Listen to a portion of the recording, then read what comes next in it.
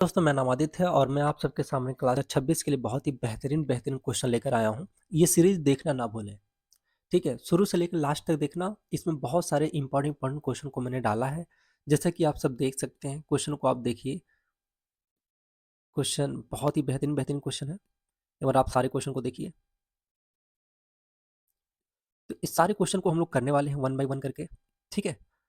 तो चलिए स्टार्ट करते हैं क्वेश्चन को। सबसे पहला क्वेश्चन आपका, सबसे पहले मैं आपको कुछ कॉन्सेप्ट सिखाना चाहता हूँ, उसको ध्यान से सुनना। चैप्टर का नाम है बेटा पीएन संधि, और पीएन संधि से यहाँ से कोई क्वेश्चन बाहर नहीं जाने वाला है, ठीक है? पीएन संधि क्या है? देखो, पीएन संधि दो प्रकार के होते हैं। संधि मतलब होता है बेटा जोड़ना। जब पी टाइप अर्धचालक को हम एन टाइप अर्धचालक को जोड़ देते हैं तो उसे कहते हैं पीएन संधि।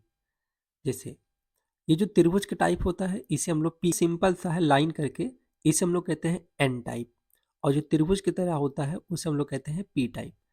एन से होता है निगेटिव और पी से होता है पॉजिटिव, ठीक है? अब अगर ये पॉजिटिव, अगर ये जो पॉजिटिव है, अगर ये पॉजिटिव से जुड़ा है, जैसे मान लो कोई त्रिभुज है, इसे हम लोग क्या कहते हैं पी टाइप अर्धचालक। अगर ये पॉजिटिव से जुड़ा है और ये निगेटिव वाला जो है, जो लाइन की तरह है, अगर एन टाइप अर्धचालक निगेटिव से जुड़ा है तो इसे कहते हैं अग्र अभिनत। और अग्र अभिनत में क्या होता है, धारा प्रवाहित होती है, ठीक है? तो कोई पूछेगा पीएन संधि कितने प्रकार के होते हैं? दो प्रकार के होते हैं। पहला है अग्र अभिनत। अग्र अभिनत किसे कहते हैं? जब पी पॉजिटिव से और एन नेगेटिव से जुड़ा हो, ठीक है? देखो यहाँ पी पॉजिटिव से और एन नेगेटिव से जुड़ा होता है तो इसे कहते हैं अग्र अभिनत। इसे कहते हैं हम उत्क्रम अभिनत, मतलब इसी का उल्टा। अगर अगर पॉजिटिव निगेटिव से जुड़ जाए और निगेटिव पॉजिटिव से जुड़ जाए तो इसे कहते हैं उत्क्रम अभिनत। उत्क्रम अभिनत में क्या होता है, रेजिस्टेंस इन्फिनिटी हो जाती है। प्रतिरोध का काम होता है धारा को रोकना। अब प्रतिरोध इतना ज्यादा हो गया कि धारा को जाने ही नहीं देता, तो इसलिए नॉर्मल आप लोग कह सकते हैं कि उत्क्रम अभिनत में कोई भी धारा प्रवाहित नहीं होती है, ठीक है? क्यों नहीं होती? क्योंकि इसका रेजिस्टेंस क्या होता है, इन्फिनिटी हो जाता है। कुछ क्वेश्चन और सुनो ध्यान से बेटा। यहाँ पे ना मैं आपको एक चीज और बताना चाहूंगा। देखो ये है समांतर क्रम, और समांतर क्रम में धारा अलग अलग होती है। यहाँ पे I1 होगा, यहाँ पे I2 होगा, लेकिन जितना ही वोल्टेज इसमें होगा उतना ही वोल्टेज इसमें होगा। मतलब वोल्टेज क्या होगा, समान होगा, और धारा क्या होगी, अलग अलग होगी। वहीं अगर मैं बात करूं श्रेणी क्रम में, तो श्रेणी क्रम में क्या होगा, मान लो तीन प्रतिरोध है, तो जितना ही धारा इसमें होगा उतना ही धारा इसमें होगा और उतना ही धारा इसमें होगा, लेकिन वोल्टेज अलग अलग होगा। इसका B1 अलग होगा, इसका B2 अलग होगा, इसका B3 अलग होगा, ठीक है? बहुत अच्छे। दूसरा दूसरा कॉन्सेप्ट ये है कि देखो, हम संधि डायोड पढ़ रहे हैं। ये है P और ये है N। अगर P पॉजिटिव से जुड़ा है और N नेगेटिव से जुड़ा है तो इसे हम लोग क्या कहते हैं, अग्र अभिनत। कहने का मतलब ये है, मैं आपको कुछ चीजें और बताऊं। अब बेटा कुछ चीजें और सुनो ध्यान से। अगर P ज्यादा है और N कम है, N क्या है, कम, जैसे मान लो P की वैल्यू 5 है और N की वैल्यू 2 है, तो इसमें कौन ज्यादा है, P। तो इसका मतलब P पॉजिटिव से जुड़ा है और N किससे जुड़ा होगा, निगेटिव से, ठीक है? चलो पहला क्वेश्चन ये है कि दिया गया चित्र में पीएन संधि डायोड में कौन सा अग्र अभिनत है? अच्छा, अग्र अभिनत क्या होता है कि जो हमारे पास पी होना चाहिए वो ज्यादा होना चाहिए, ठीक है? हाँ, एक चीज और, जो पृथ्वी होती है इसका जो विभव होता है बेटा वो जीरो होता है। तो यहाँ पे पृथ्वी है जीरो और ये है निगेटिव। तो बताओ, ये है जीरो और ये है निगेटिव। अब मुझे एक बात बताओ, इसमें बड़ा कौन है, जीरो बड़ा है कि -10 बड़ा है? तो आप कहोगे सर जीरो बड़ा है। तो जीरो बड़ा है तो इसका मतलब ये पी होना चाहिए। तो क्या ये पी है? बिल्कुल पी है। तो ऑप्शन नंबर ए क्या हो जाएगा, हमारा करेक्ट हो जाएगा। चलो इस ऑप्शन को देख लेते हैं। अच्छा, ऑप्शन बी ये जीरो है क्योंकि ये पृथ्वी है। पृथ्वी का जो पोटेंशियल डिफरेंस होता है कितना होता है, जीरो, और इधर है -10। तो जीरो बड़ा है कि -10? सर जी बड़ा तो जीरो है। तो जिधर बड़ा होगा उधर पी होना चाहिए, लेकिन ये गलत है क्योंकि इधर नेगेटिव जुड़ा है, तो ये गलत हो गया। यहाँ पे कोई वोल्टेज दिया ही नहीं है तो हम कैसे डिसाइड करेंगे, तो ये भी गलत हो जाएगा। ऑप्शन डी देखो, ये जीरो है, ये +10 है। अब मुझे बताओ जीरो बड़ा है कि +10 बड़ा है? तब आप कहोगे सर जी नहीं, +10 बड़ा है। तो +10 की और क्या होना चाहिए, पी टाइप होना चाहिए, लेकिन इधर एन टाइप है तो ये भी गलत है। तो ऑप्शन नंबर ए क्या हो जाएगा मेरा, करेक्ट हो जाएगा। चलो दूसरा कह रहा दिए गए नेटवर्क में तुल्य प्रतिरोध ज्ञात करो, हमको रेजिस्टेंस निकालना है। ठीक है, बहुत सिंपल सा टॉपिक है, ज्यादा कंफ्यूज नहीं होना है। ठीक है, तो इसमें मैं दे देता हूँ 12 वोल्ट की बैटरी है। अब 12 वोल्ट की बैटरी है तो इसमें करंट जाएगी, तो बिल्कुल करंट को मैंने भेज दिया आई। अब करंट इसमें भी जाएगी और करंट इसमें भी जाएगी, मान लो इसमें I1 और इसमें क्या गया I2, लेकिन इसमें धारा जाएगी ही नहीं। क्यों नहीं जाएगी उसको समझो, क्यों नहीं जाएगी इसको समझो। देखो इधर है निगेटिव और इधर क्या है पॉजिटिव। जो छोटा होता है वो निगेटिव और जो बड़ा टर्मिनल होता है उसे हम लोग क्या कहते हैं, पॉजिटिव। तो इसका मतलब इधर जाएंगे तो मुझे पॉजिटिव ही जाना पड़ेगा, तो ऐसे ही जाओगे, इधर भी जाओगे या फिर इधर जाओगे। तो देखो यहाँ पे पॉजिटिव है, ये वाला जो है ना ये पॉजिटिव, ये किससे जुड़ा है, निगेटिव से। इसका मतलब ये जो हमारे पास 10 ओम है ऊपर वाला, इसमें कोई भी धारा नहीं जाएगी। रीजन, क्योंकि ये उत्क्रम अभिनत है और उत्क्रम अभिनत में रेजिस्टेंस इतना ज़्यादा हो जाएगा कि इसमें कोई भी धारा प्रवाहित नहीं होगी, तो ये कैंसल आउट हो गया। कहने का मतलब ये है कि जो धारा जाएगी वो नॉर्मली इसी में प्रवाहित होके चली आएगी। ठीक है, इसी में प्रवाहित होके चली आएगी। तो इसका मतलब केवल केवल एक रेजिस्टेंस है, क्या, 10 ओम। यही मेरा क्या हो जाएगा, आंसर हो जाएगा। कोई दिक्कत नहीं है। A1 व अमीटर A2 में धारा ज्ञात करो। अच्छा, धारा ज्ञात करने के लिए सबसे पहले जरूरत होती है वोल्टेज की। तो वोल्टेज देखो इधर है पॉजिटिव, है ना, तो इधर पॉजिटिव की तरफ जाओ जाओ जाओ जाओ, इधर भी चले जाओ और एक बार इधर भी चले जाओ। ठीक, तो इसमें मैं जैसे ही गया ऊपर की तरफ तो मैंने ये देखा इधर पॉजिटिव पॉजिटिव पॉजिटिव और ये पॉजिटिव निगेटिव से जुड़ गया। तो एन टाइप पॉजिटिव से जुड़ा है, तो इसका मतलब ये उत्क्रम अभिनत है। और जब ये उत्क्रम अभिनत है तो इसमें कोई भी प्रवाहित धारा नहीं होगी, इसमें कोई भी धारा प्रवाहित नहीं होगी। इसका मतलब 5 ओम इतना ज़्यादा हो जाएगा कि इसमें कोई भी रेजिस्टेंस प्रवाहित नहीं होगी। तो कहने का मतलब है कि A1 की जो वैल्यू होगी, इस जो A1 में धारा प्रवाहित होगी वो कितनी होगी, 0। ठीक है, तो लिख देना कि A1 में A1 में धारा कितनी होगी, 0 होगी। ये मेरा आंसर हो गया। अब फिर पूछ रहा है A2 में धारा बताओ। अच्छा, A2 में तो कोई डायोड लगा ही नहीं है, तो ये वोल्टेज अगर कोई धारा इसमें आएगी तो चुपचाप वही धारा प्रवाहित होकर वापस चली जाएगी। तो इसका मतलब मुझे धारा चाहिए, तो धारा इक्वल टू क्या होता है, B/R। अब B की वैल्यू कितनी है, 5 ओम, सॉरी, B की वैल्यू कितनी है, 2 वोल्ट, तो यहाँ लिखेंगे 2 वोल्ट। और R की वैल्यू कितना है, 5 ओम, तो इसको लिखो 5 ओम। तो नॉर्मल कितना होगा, 0.4 एम्पियर हो जाएगा। कोई दिक्कत यहाँ तक किसी को नहीं है। ठीक है, चलो नेक्स्ट क्वेश्चन लगाते हैं हम। इस क्वेश्चन को लगाओ, ये भी क्वेश्चन बहुत अच्छा है, बहुत पॉपुलर बनता जा रहा है इसे क्वेश्चन। कह रहा है दिए गए चित्र में या दिए गए परिपथ में यदि डायोड डी के अनुदिश विभव 0.5 वोल्ट है, इसका मतलब ये है कि जो मेरे पास डायोड है इसका खुद का विभव 5 वोल्ट है, 0.5 वोल्ट है। इसका खुद का विभव कितना है, 0.5 वोल्ट। प्रवाहित धारा 5 मिली एम्पियर है। इसमें मान लो धारा प्रवाहित हो रही है, कितनी बार प्रवाहित हो रही है, 5 मिली एम्पियर। अच्छा, मैं सॉल्व करता हूँ। तो आई की वैल्यू मैं लिखता हूँ 5 मिली एम्पियर मतलब 10⁻³ एम्पियर। ठीक, कह रहा है कि यहाँ जो डी का विभवांतर है बेटा वो 0.5 है। अच्छा, कुछ कॉन्सेप्ट फिर से समझो। अच्छा, मैं आपसे ये कह दूं कि मेरे पास सपोज करो यहाँ पे 10 वोल्ट की बैटरी है। ठीक, और यहाँ तक जाते जाते जाते जाते मेरे पास बचा 8 वोल्ट। तो इसका मतलब ये हुआ कि यहाँ पे कोई रेजिस्टेंस है। ठीक है, आज यही कॉन्सेप्ट समझ लो, बहुत इंपॉर्टेंट है, बहुत बहुत।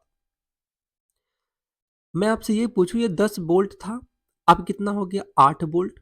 इसका मतलब ये रेजिस्टेंस लिया कितना होगा बेटा, 2 वोल्ट, है ना। क्या करोगे आप, 10 में से 8 घटा दोगे, कितना हो जाएगा, 2 वोल्ट। चलो ठीक है। अच्छा, फिर से मैं ये कह दूं कि मेरे पास सपोज करो इधर -5 वोल्ट था और इधर जाते जाते एक रेजिस्टेंस पड़ा और इधर जाते जाते 5 वोल्ट हो गया। अब क्या करोगे, तो -5 से लेकर इसको 5 तक जाने में, जैसे मैं एक संख्या रेखा बता दूं, सपोज करिए -5 है, -5, -4, -3, -2, -1, 0, और यहाँ से लेकर 1 2 3 4 5, यहाँ से डिफरेंस कितना है, तब आपको सर जी -5 से लेकर 5 तक जाने में मुझे 10 का डिफरेंस है ना। मतलब माइनस होगा तो क्या करता है, जुड़ जाता है, और पॉजिटिव होगा तो क्या होगा, घट जाएगा।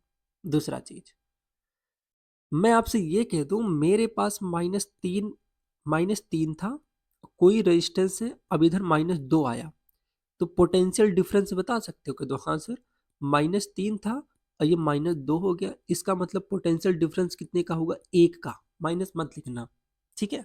चलो फिर से देखो, क्योंकि माइनस में मत लिखना। चलो एक चीज और बताता हूँ, ध्यान से सुनो। सपोज करो मेरे पास एक बोल्ट है यहाँ पर 1.5 वोल्ट, और यहाँ पर कोई डायोड है 0.5 वोल्ट। तो ये बताओ, 1.5 वोल्ट था पहले, है ना, जैसे मार्केट में आप घूमने गए हो, आपके पास 1.5 रुपया था, और आपने क्या किया, खर्चा करते करते आपके पास बचा 0.5 वोल्ट। तो ये बताओ रास्ते में आपने खर्चा कितना किया, तब आपको कि सर जी 1.5 में से 0.5 हटाएंगे, कितना आएगा बेटा, 1 आएगा। कितना होगा, 1 वोल्ट आएगा। तो इसका मतलब ये 1 वोल्ट लिया, ठीक है। चलो एक कुछ और समझाते हैं, उसको समझो। जैसे मान लो आपकी मम्मी ने आपको बगढ़वा मेला में जाने के लिए आपको 100 रुपया दिए, मतलब ये आपका 100 वोल्ट है, और रास्ते में आपने भाई साहब कुछ खा लिया चाउमीन बर्गर करके, और घर जब वापस आए आपके पास तो बचा कितना, 50 रुपया, मतलब 50 वोल्ट बचा। तो मम्मी ने कहा बेटा रास्ते में आपने कितना खर्चा कर दिया, मतलब यहाँ पे लगने वाला वोल्टेज क्या होगा, तो बेटा 100 से लेकर 50 आपने खर्चा कितना किया, 50 वोल्ट। इसका मतलब ये रेजिस्टेंस का वोल्टेज कितना है, 50 वोल्ट है। कोई दिक्कत नहीं है ना। चलो अब हम लोग सवाल को लगाते हैं। कह रहा अनुदिश विभव 0.5 वोल्ट है, ठीक है। एक बात बताओ, आपके पास 1.5 वोल्ट था पहले स्टार्टिंग में, ये प्लस ये माइनस, जाते जाते जाते जाते जाते जाते बीच में एक रेजिस्टेंस पड़ा तो कुछ खर्चा किया हो गया, अब कितना बचा बेटा, 0.5। तो 1.5 से लेकर 0.5 घटा दोगे तो आपके पास विभव कितना होगा, मुझे बताओ इसका विभव कितना होगा। तो इसका विभव होगा 1.5 में से 0.5 घटा दोगे तो कितना होगा, 1 वोल्ट होगा। ये मेरा क्या हो जाएगा, आंसर। फिर कह रहा आर का मान ज्ञात करो। देखो प्रतिरोध आर पर विभव मैंने निकाल लिया, कितना हो गया, 1 वोल्ट हो गया, क्योंकि 1.5 मान लो आपको मिला था, और आप जाते जाते जब घर पे वापस आए आप तो आपके पास बचा 0.5 रुपया, तो आपने खर्चा कितना किया, 1 रुपया, ठीक है। अब मुझे आर का मान ज्ञात करना है, तो बेटा आर बराबर क्या होता है, मैंने निकाला है कि जो वी आर मतलब आर का जो वोल्टेज है बेटा वो कितना है, 1 वोल्ट है। तो यहाँ पे हो जाएगा आर इक्वल टू वी की वैल्यू 1, आई की वैल्यू क्या है, तो आई की वैल्यू तो उतना ही जाएगा सब में, क्योंकि ये सीढ़ी क्रम में है, तो 5 मिली एम्पियर ही जाएगा, तो हो जाएगा 5 मिली एम्पियर। इसका मतलब 5 × 10⁻³ एम्पियर ऊपर जाएगा, तो मैं इसको क्या करता हूँ, 10⁻³ ऊपर जाएगा तो 10⁻+3 हो जाएगा, ये हो जाएगा 10⁻+3 हो जाएगा। जब ये -3 ऊपर जाएगा तो ये हो जाएगा 10⁻+3, और नीचे कितना हो जाएगा, 5 हो जाएगा। अच्छा 10⁻³ मतलब 3 जीरो अपॉन 5 लिख दो। अब मैं इसको काट देता हूँ, 5 × 5 5 दूनी 10, तो ये आर की वैल्यू मेरे पास आ चुकी, कितना हो गया, 200 ओम आ गया, ठीक है। तो आई होप आपको ये पूरा समझ में आया होगा। चलो नेक्स्ट क्वेश्चन लगाते हैं। यहाँ पे लिखा है चित्र में आर में बहने वाली धारा बताओ। देखो यहाँ पे दो दो केस दिया है, केस फर्स्ट और केस सेकेंड में हमें धारा बताना है। हम जानते हैं कि उत्क्रम अभिनत में कोई भी धारा प्रवाहित नहीं होती। देखो सबसे पहले इस क्वेश्चन को लगाते हैं, इस यहाँ पे लगाते हैं। बेटा ये देखो पॉजिटिव है, ये जो है ना दूसरा वाला फिगर में, ये बड़ा वाला पॉजिटिव है, ये पॉजिटिव ऐसे ऐसे जाएगा जाएगा जाएगा जाएगा जाएगा जाएगा, और देखो सबसे पहले ये डंडा मिल गया, और डंडा मतलब क्या होता है, निगेटिव। ये कहेगा मैं तुम्हें जाने ही नहीं दूंगा, तो इसमें कोई भी धारा प्रवाहित नहीं होगी, ठीक है। ये पी टाइप है और ये क्या है, एन टाइप। तो इसमें अगर एन पहले, एन फॉर होता है निगेटिव, अगर निगेटिव पॉजिटिव से जुड़ता है तो उसे हम लोग कहते हैं क्या, उसे कहते हैं उत्क्रम अभिनत। और उत्क्रम अभिनत में कोई भी धारा प्रवाहित नहीं होती। क्यों नहीं होती? क्योंकि इसका जो रेजिस्टेंस है वो इन्फिनिटी हो जाता है, और रेजिस्टेंस इन्फिनिटी होने के कारण इसमें कोई भी धारा प्रवाहित नहीं होता। अच्छा, अब मैं इसको सॉल्व करता हूँ। मुझे क्या बताना है सर जी? 3 वोल्ट बताना, 3 वोल्ट में बहने वाली धारा बतानी, इस आर में धारा बताना है। 3 वोल्ट की बैटरी है और उसमें मुझे धारा बतानी है। देखो करंट जाएगी, मान लो आई गई, तो आई पहले ये देखो पॉजिटिव गई, positive positive positive positive positive positive से, हाँ बिल्कुल, पी पॉजिटिव होता है, एन नेगेटिव हो गया, कोई बात नहीं। अब फिर आगे जाएगा, ये फिर पॉजिटिव एन नेगेटिव, कोई बात नहीं, फिर आगे जाएगा, तो करंट जाएगी जाएगी जाएगी और ऐसे चली आएगी। इसका मतलब मुझे आई की वैल्यू मिल गई। आई इक्वल टू क्या होता है? वी बाई आर होता है। बेटा बी की वैल्यू कितनी है? 3 वोल्ट है। आर की वैल्यू कितना है? 30 आर की वैल्यू कितना है? 30 ओम है। 3 एकन्नम 3, 3 एकन्नम 3, तो कितना हो जाएगा? वो 1/10 हो जाएगा। जब मैं इसको डिवाइड करूंगा कितना होगा? 0.1 एम्पियर हो जाएगा। कोई दिक्कत यहाँ तक किसी को नहीं है। चलिए नेक्स्ट क्वेश्चन बढ़ते हैं। कह रहा है 200 ओम प्रतिरोध में प्रवाहित धारा का मान ज्ञात करो। 200 ओम में, और 200 ओम यहाँ है। सबसे पहले ये प्लस और ये निगेटिव। आप जानते हो कि जो भी हमारे पास पॉजिटिव, आप जानते हो कि ये जो हमारे पास P type N type, P for positive, बेटा अगर ये पॉजिटिव से जुड़ा है और एन फॉर नेगेटिव अगर ये नेगेटिव से जुड़ा है, तभी भी करंट आगे जाएगी अथवा नहीं जाएगी। इसे कहते हैं अग्र अभिनत, और अगर इसी का उल्टा जोड़ दूं तो उसे कहते हैं पश्च अभिनत। पश्च अभिनत में कोई भी धारा प्रवाहित नहीं होती। क्यों नहीं होती? क्योंकि उसका रेजिस्टेंस क्या हो जाता है? इन्फिनिटी हो जाता है, और रेजिस्टेंस जिसकी इन्फिनिटी हो जाती है उसमें कोई भी धारा प्रवाहित नहीं होता। इस क्वेश्चन में ध्यान से देखो, ये पॉजिटिव इसमें भी जाएगा और यही पॉजिटिव इसमें भी जाएगा, लेकिन जो बीच वाला है D2, जो डायोड D2 है, ये पॉजिटिव तो है, लेकिन ये पॉजिटिव देखो ये निगेटिव से जुड़ा है। जो डंडा होता है ना, इसे हम लोग कहते हैं एन। इसका मतलब बीच वाले में कोई भी धारा नहीं प्रवाहित होगी। क्यों? क्योंकि ये उत्क्रम अभिनत है। अब यही धारा ऐसे ही जाएगी, तो ये D1 में बहुत आसानी से जाएगी, क्योंकि ये जो पॉजिटिव जाएगी तो सबसे पहले P से मुलाकात होगी। कहेगा और भाई साहब बढ़िया सब, तो ये जो P है ना, अब P कहेगा कोई बात नहीं, P कहेगा अब आप आगे जाओ। जैसे ही वो आगे आया, चुपचाप ऐसे आया, इसमें जाएगा नहीं क्योंकि इसमें धारा नहीं जाएगी, और ऐसे घूमी करते करते वापस आ गया। तो घूमी करते करते जब वापस आ जाएगा, तो मुझे एक बात बताओ, आर कहीं कंफ्यूज हुई? आर कहीं आयद, इसमें बताओ जब ये धीरे धीरे वापस चला जाएगा, तो मुझे अब बताओ आई कहीं कंफ्यूज हुई इन दोनों में? नहीं। तो इसका मतलब ये किस क्रम में है बेटा? ये है सीढ़ी क्रम में। ये 250 ओम और ये 200 ओम क्या है? सीढ़ी क्रम में। तो आर की वैल्यू क्या हो जाएगा? 250, और ये हो जाएगा 200। तो आर इक्विवेलेंट की वैल्यू कितना हो जाएगा? 450 ओम आ जाएगा। अब मुझे धारा बतानी है, तो आई इक्वल टू क्या होता है? बी बाई आर होता है। अब बी की वैल्यू कितना है? 6 वोल्ट, और आर की वैल्यू तुल्य प्रतिरोध कितनी है? 450, 450। अब इसी को आप डिवाइड कर देना, यही मेरा एम्पियर में आंसर आ जाएगा। कोई दिक्कत नहीं है। यहाँ आप कहेंगे सर जी 200 ओम में धारा बताना है। बेटा जो धारा यहाँ जाएगी ना, वही धारा इसमें भी जाएगी और वही धारा इसमें भी जाएगी। क्यों? क्योंकि ये दोनों किस क्रम में है? सीढ़ी क्रम में है। ठीक है, चलो नेक्स्ट पढ़ते हैं। चलिए इस क्वेश्चन को सॉल्व करते हैं। इस क्वेश्चन को सॉल्व करने से पहले एक चीज फिर समझो। बेटा आप जानते हो कि जो पी टाइप होता है और ये एन टाइप होता है, जो डंडा होता है। एन कहता है मैं निगेटिव, एन से निगेटिव, पी से पॉजिटिव। अगर एन छोटा जुड़ा है और पी पॉजिटिव से जुड़ा है और एन निगेटिव से जुड़ा है, तो इसे कहते हैं अग्र अभिनत, और अग्र अभिनत में धारा प्रवाहित होती है। लेकिन अगर मैं इसी का उल्टा बना दूं, सपोज करो ये एन टाइप है, ये पी टाइप है, अगर मैं एन को पॉजिटिव से जोड़ दूं और पी को निगेटिव से जोड़ दूं, तो इसे कहते हैं पश्च अभिनत, या इसे कहते हैं हम लोग उत्क्रम अभिनत। और इसका रेजिस्टेंस इतनी इन्फिनिटी हो जाती है कि इसमें कोई भी धारा प्रवाहित नहीं होती। ठीक है, इस चीज को विशेष ध्यान देना। चलो देखो, ये बड़ा टर्मिनल है, तो इसे हम लोग कहते हैं पॉजिटिव और ये कहते हैं नेगेटिव। मान लो इधर पॉजिटिव है, पॉजिटिव आया आया, पॉजिटिव आया आया आया, इसमें भी जाएगा इसमें भी जाएगा। लेकिन जैसे ही यहाँ पे पहुंचा तो वो देखा पॉजिटिव, कहा भाई साहब नेगेटिव तुम हालचाल कैसा है? बढ़िया सब। तो नेगेटिव कहेगा भाई साहब मैं तुमको जाने ही नहीं दूंगा, रीजन क्योंकि मैं नेगेटिव हूँ और तुम आ रहे हो पॉजिटिव। तो ये देखो नेगेटिव पॉजिटिव जाने ही नहीं देगा, तो इसमें कोई भी धारा प्रवाहित नहीं होगी। क्यों? क्योंकि इसे कहते हैं हम लोग उत्क्रम अभिनत। अब चुपचाप धारा ऐसे आएगी, और ये पॉजिटिव आई तो मिली मुलाकात किससे हुई? पी से। तो कहेगा अरे वाह, तो यार मेरे जोड़ीदार हो। तो आगे आया और इसमें प्रवाहित धारा आया और वापस ऐसे चला गया।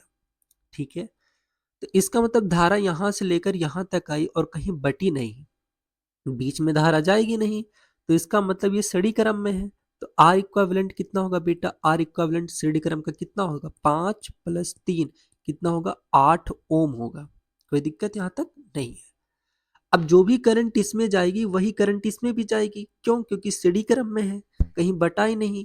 तो अगर मुझे 3 ओम में प्रवाहित धारा चाहिए तो मुझे एक बात बता दो, आई इक्वल टू क्या होता है, आई इक्वल टू होता है बी बाई आर होता है।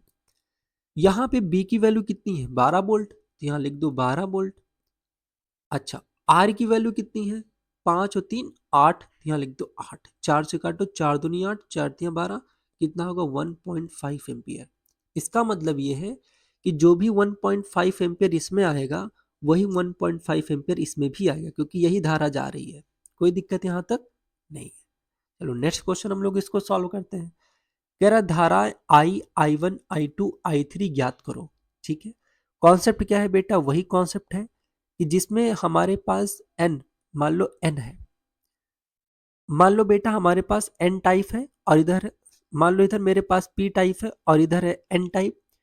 तो p पॉजिटिव से जुड़ा होना चाहिए और n नेगेटिव से जुड़ा होना चाहिए, क्योंकि p फॉर पॉजिटिव, n से नेगेटिव। अगर ऐसा जुड़ा है तो इसे हम लोग कहते हैं अग्र अभिनत, और अग्र अभिनत में धारा प्रवाहित होती है।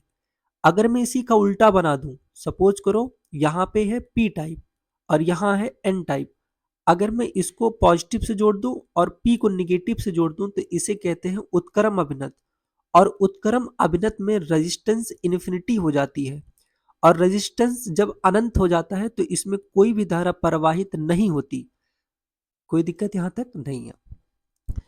अब आप क्या करो, अब यहाँ पे आप देखो इसमें जो पॉजिटिव जाएगा, क्योंकि ये पॉजिटिव और ये निगेटिव, क्योंकि बड़ा वाला पॉजिटिव होता है, छोटा वाला निगेटिव होता है, तो ये पॉजिटिव जब ऐसे आएगा तो यहाँ पे मुलाकात होगी निगेटिव से, तो निगेटिव कहेगा भाई साहब तुम तो मिल चुके हो, अब मैं तुमको जाने ही नहीं दूंगा, प्लस माइनस मिल गया, तो इसमें कोई भी करंट प्रवाहित नहीं होगी। ठीक है, अच्छा फिर लौट के इसमें आ गए। अच्छा यहाँ पे देखो हमारे पास जो बेटा करंट है ना आई, यही आई कितने भागों में बटा है, देखो I1 + I2 और प्लस I3 भागों में बटा है। तो यहाँ पे तो एक चीज मिल चुका कि जो I1 होगा, I1 की वैल्यू कितनी होगी, 0 एम्पियर। कैसे पता, सर जी 0 एम्पियर इसलिए होगा क्योंकि I1 में कोई भी प्रवाहित धारा नहीं होगी। रीजन, क्योंकि ये ना उत्क्रम अभिनत में जुड़ा हुआ है। ठीक है, अब हम लोग क्या करेंगे, अब हम लोग I2 निकालते हैं। अच्छा, I2 निकालने के लिए, I2 और I3 निकालने के लिए उसको ध्यान से समझो। मैं इस डायग्राम को पुनः बनाता हूँ, और इस डायग्राम को मैं कुछ इस तरीके से बनाता हूँ क्योंकि बीच वाला में कोई बनाने से कोई मतलब नहीं है। रीजन, क्योंकि इसमें कोई भी धारा प्रवाहित नहीं हो रही है। तो मैं यहाँ पे एक ये जाएगा तो इसमें भी पॉजिटिव से है, पी से पॉजिटिव, इसमें भी पॉजिटिव। इसका मतलब यहाँ पे जो करंट है आई, ये I2 और I3 में जाएगा क्योंकि I1 की वैल्यू 0 हो चुकी है। तो जो भी करंट इसमें जाएगी वो करंट यहाँ अलग अलग बट गई, धाराएं बट गई। इसका मतलब हम ये कह सकते हैं बेटा धारा जब बटेगी, इसका मतलब जो करंट आई वो दो भागों में बट गई, I2 और I3 में। इसका मतलब ये हुआ कि ये दोनों हमारे पास समांतर क्रम में है। तो समांतर क्रम में है तो सबसे पहले इन दोनों तार को हम लोग चिपका देते हैं। तो तुल्य रेजिस्टेंस निकालो समांतर क्रम का, क्या होगा 1/50 और प्लस 1/150। तो इसमें मैं कुछ इस तरीके से सॉल्व कर लेता हूँ, 1/10 कॉमन ले लिया तो यहाँ हो जाएगा 1/5 और इधर हो जाएगा 1/15। ठीक है, 15, 5 और 15 का एलसीएम ले लेता हूँ, 15 5 तियां 15 एक नम कितना हो जाएगा 4/15, और नीचे है 10, और नीचे क्या है 1/10, 2 दूनी 2 पंचे, तो हो जाएगा 15×5 = 75। इसको उल्टा करेंगे, जब मैं आर इक्विवेलेंट निकालूंगा तो कितना हो जाएगा 75/2 ओम हो जाएगा। अब मैं इस तार को पुनः बनाता हूँ, दो इस तार को मैं अब चिपका देता हूँ, और इस तार का जो तुल्य रेजिस्टेंस है बेटा इन दोनों का जो तुल्य रेजिस्टेंस आया वो कितना है 75/2। अब मैं इस डायग्राम को पुनः बनाता हूँ। देखो यहाँ पे है मेरे पास 20 वोल्ट है, ठीक है, और यहाँ पे एक रेजिस्टेंस है जिसे हम लोग कहते हैं 100 ओम। अब मैं नीचे वाले तार को चिपका दिया और नीचे वाले तार को चिपका कर मेरे पास आया 75/2 ओम आया। ठीक है, बहुत अच्छे। अब यहाँ से करंट निकल रही थी आई, तो मैं क्या करता हूँ, अच्छा फिर देखो करंट इसमें मान लो आई जाएगी तो कहीं पे बटेगी नहीं, इसका मतलब तुल्य रेजिस्टेंस निकाल लिया मैंने, तुल्य रेजिस्टेंस। अच्छा यहाँ पे जो मैंने तुल्य रेजिस्टेंस निकाला है ना, ये तुल्य रेजिस्टेंस केवल ये D1 और D2 का है, मतलब जो नीचे वाला है, तो इसे तुल्य प्रतिरोध ना मानो, R डैश मान लो, क्योंकि ये पूरे का नहीं है। अब पूरे का होगा तो इसे मैं R इक्विवेलेंट मान लेता हूँ। ठीक है, तो आर इक्विवेलेंट में जो भी करंट जाएगी वो कहीं बटेगी नहीं, इसका मतलब ये श्रेणी क्रम में है, तो क्या हो जाएगा 100 और प्लस 75/2, तो ये क्या हो जाएगा 200, ये हो जाएगा 275/2 ओम हो जाएगा। तो आर इक्विवेलेंट मेरे पास निकल के आ चुकी है, आर इक्विवेलेंट मेरे पास कितनी आई 275/2 आ चुकी है, कोई दिक्कत यहाँ तक नहीं है। अच्छा पूरे परिपथ का मेरे पास पूरे परिपथ का जो रेजिस्टेंस आया तुल्य प्रतिरोध वो कितना है 275/2, पूरे परिपथ का वोल्टेज कितना दिया है 20, तो क्या पूरे परिपथ की धारा आप नहीं निकाल सकते हो, I इक्वल टू होता है B/R, B की वैल्यू कितनी है, B की वैल्यू है 20 और R की वैल्यू कितनी है 275/2, तो 2 कहाँ चला जाएगा ऊपर, तो हो जाएगा 2 ऊपर चला गया, तो हो जाएगा 40/275। अगर मैं इसको कट पिट करूंगा ना तो यहाँ पे मेरे पास आएगा लगभग लगभग ये हो जाएगा मेरे पास 8/55। कैसे, चलो देखो 5 से काटो 5 × 8 = 40, 5 × 8 = 40, 5 से काटो 5 × 8 = 40 और ये हो जाएगा 5 × 5 = 25 और ये हो जाएगा 5 × 5 = 25, तो ये हो जाएगा 8/55 एम्पियर। यहाँ तक कोई दिक्कत नहीं है। अब मुझे चाहिए क्या पूछा है कि हमें आई भी निकल गया, तो आई की वैल्यू कितनी आई 8/55, बहुत अच्छा। अच्छा I1 की वैल्यू कितनी आई 0, मुझे I2 बताना है और क्या बताना है I3। अच्छा I2 बराबर क्या होगा, अगर वैसे देखोगे तो B/R। अच्छा I3 क्या होगा B/R होता है, लेकिन अगर वो I2 पूछा है तो I2 में रेजिस्टेंस कितना है 50 ओम है, तो यहाँ पे लिखना 50। अच्छा I3 में रेजिस्टेंस कितना है, I3 में रेजिस्टेंस कितना है 150 है, देखो यहाँ पे I3 में 150 है, तो यहाँ पे लिखेंगे 150। अच्छा यहाँ धारा देखो, यहाँ पे टोटल धारा कि जो मेरे पास टोटल करंट आया वो कितना आया, तो टोटल करंट आया 8/55। अच्छा मुझे एक बात बताओ, आखिर यही दोनों धारा यही आई दो भागों में बट रही है, तो इसका मतलब चाहे वो I2 हो चाहे वो I3 हो, अगर मैं बोलूँ I2 और प्लस I3 इन दोनों को धारा मिला करके यही I के तो ही बराबर होगा, और I की वैल्यू कितना आया है 8/55 एम्पियर। इसका मतलब इन दोनों को मिला करके जो करंट है वो I होगा, है ना। तो यहाँ पे मैं ये कह सकता हूँ कि जो I1 है I2 और प्लस I3 है इनका योग कितना है I के बराबर, और I की वैल्यू कितना है 8/55। अच्छी बात है। अच्छा R इक्विवेलेंट कितना है इन दोनों को मिला करके, चलो वो भी देखते हैं। यहाँ पे 1/50 और 1/1/150 इन दोनों का रेजिस्टेंस तुल्य प्रतिरोध कितना आया था, कितना आया था 75/2 आया था। तो यहाँ पे मैं आर इक्विवेलेंट लिख देता हूँ 75/2। तो क्या आप वोल्टेज नहीं निकाल सकते हो, निकाल सकते हैं। तो क्या मुझे इन दोनों का वोल्टेज चाहिए, तो इन दोनों का करंट और इन दोनों का तुल्य प्रतिरोध, तो B इक्वल टू होता है आई आर, और I की वैल्यू है 8/55 और R इक्विवेलेंट की वैल्यू कितना है बेटा 75/2। ठीक, अब मैं इसी को सॉल्व करता हूँ। 5 से काटो 5 × 15 = 75, 5 × 11 2 × 1 = 2, 2 चौके 8, तो कितना हो जाएगा 15 चौके 60/11 वोल्ट आ चुका है। कोई दिक्कत यहाँ तक नहीं है। एक बात बताओ, ये दोनों समांतर क्रम में है, अगर इसका वोल्टेज 60/11 वोल्ट आया तो नीचे का भी वही हुआ 60/11 वोल्ट, कोई दिक्कत नहीं है। तो अगर आपको यहाँ पे पूछा है करंट बताना है I2 में, तो मुझे एक बात बताओ, अगर आपको I2 में करंट बताना है तो I2 में वोल्टेज कितना है? तब आप कहोगे सर जी वोल्टेज तो है 60/11, तो लिख दो 60/11 और ये 50 है, 50 लगा दो 50। तो यहाँ पे मैं लिख देता हूँ कि मेरे पास जो I2 की वैल्यू आ चुकी है वो कितना है 6 और 11 पचे 55, ये आ गया एम्पियर। किसमें? ये I2 में प्रवाहित धारा आ चुकी है, ये I2 में प्रवाहित धारा मेरे पास आ चुकी है। अब अगर मैं I3 निकालना चाहूँ, I3 इधर मैं लिख देता हूँ I3, तो I3 बराबर क्या होगा B/R, लेकिन I3 में R क्या है? I3 में R है 150, तो इसको लिखो 150। अच्छा बेटा B की वैल्यू कितना है? क्योंकि समांतर क्रम में है तो जितना वोल्टेज इसमें होगा उतना ही वोल्टेज इसमें होगा, तो यहाँ पे I3 जो B की वैल्यू आई हो 60/11 और नीचे कितना है 150, 0 से 0 कैंसिल, 3 से काटो 3 दूना 6, 3 पचे 15, तो आ जाएगा 2/55 एम्पियर।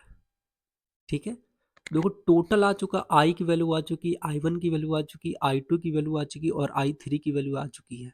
ठीक है, तो आई होप यहाँ तक का आपको पूरा समझ में आया होगा। ठीक है, बस तो अगर वीडियो पसंद आए तो लाइक सब्सक्राइब शेयर जरूर कीजिएगा। जय हिंद, जय भारत। वही कहता था जमाना बदल गया, दीवानगी वही है दीवाना बदल गया। क्या हुस्न महताब की अदा बदल गई, क्या हुस्न महताब की अदा बदल गई, या तीर निगाहों का निशाना बदल गया, या तीर निगाहों का निशाना बदल गया। कितने को यहाँ रात वो बातें बदल गई, कितने को यहाँ रात वो बातें बदल गई, कितने को यहाँ प्यार पुराना बदल गया।